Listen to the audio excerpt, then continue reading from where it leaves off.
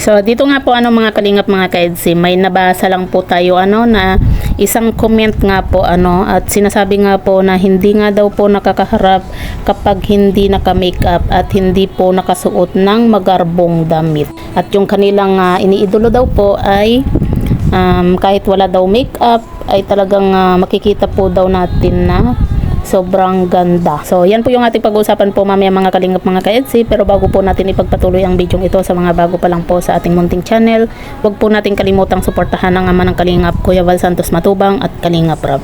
At paunawa, panoorin po muna ang full video bago mag-comment para malaman ang nilalaman nito.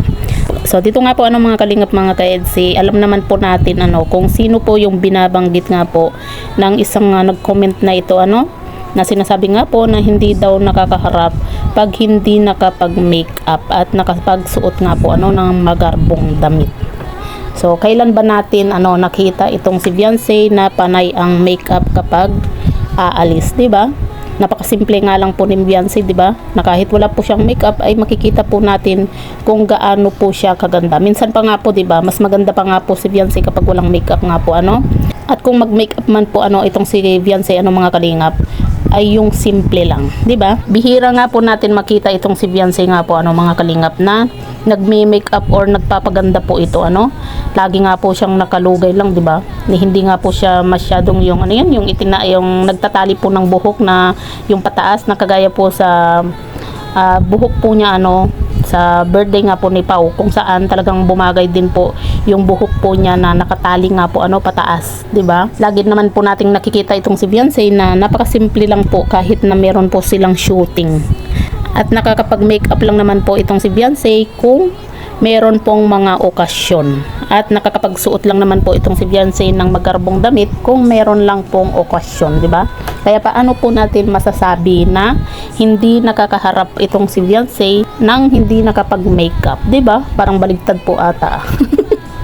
'Di ba mga kalingap mga ka-EDC? Mukhang baligtad po ata itong sinasabi ng mga to tungkol kay Beyonce.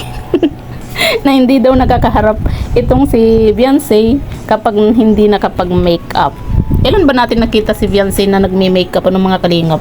Hindi nga natin nakikita itong si Beyonce na yung yung mahilig siyang yung kamay po niya, yung kuko, 'di ba, na naka-cutex, 'di ba? Bihirang-bihira po natin makita itong si Beyonce na naka-cutex nga po, Kumaga nag-cutex lang po itong si Beyonce kapag may mga okasyon, kagaya na lang nung birthday nga po ni Pau, 'di ba? At saka nung birthday niya, 'di ba? Pero never po natin nakitaan itong si Beyonce na mahilig magkolorete ng kamay, ng mukha, 'di ba? Napakasimple lang po ni Beyonce. At saka hindi na po kailangan ni Beyonce na magpaganda kasi maganda na po itong si Beyonce, mga kalingap.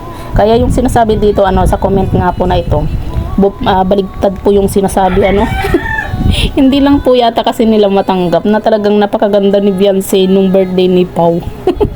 'Di ba? Hindi naman kasalanan ni Beyonce na pinapansin siya ng mga karamihan, 'di ba? Lalo na sa mga BTS. Hindi naman kasalanan ni Beyonce na siya lagi yung nasa nakatutok sa camera, 'di ba? Pero yun nga po mga kalingap mga ka-EDC, kita naman po natin kung gaano kaganda itong si Beyonce at kung gaano kasimple nga po ang batang ito na kahit hindi na po siya mag-makeup. Mas maganda pa nga po itong si Beyonce kapag walang makeup, 'di ba? So, yan po mga kalingap mga ka-EDC, po yung masasabi nga po ninyo patungkol nga po dito sa nag-comment na ito tungkol nga po dito kay Beyonce kung saan hindi daw po nakakaharap kapag hindi po nakapag-makeup. So, yan po mga kalingap mga ka-EDC, i-comment nyo lang po sa ibaba at babasahin po natin isa-isa.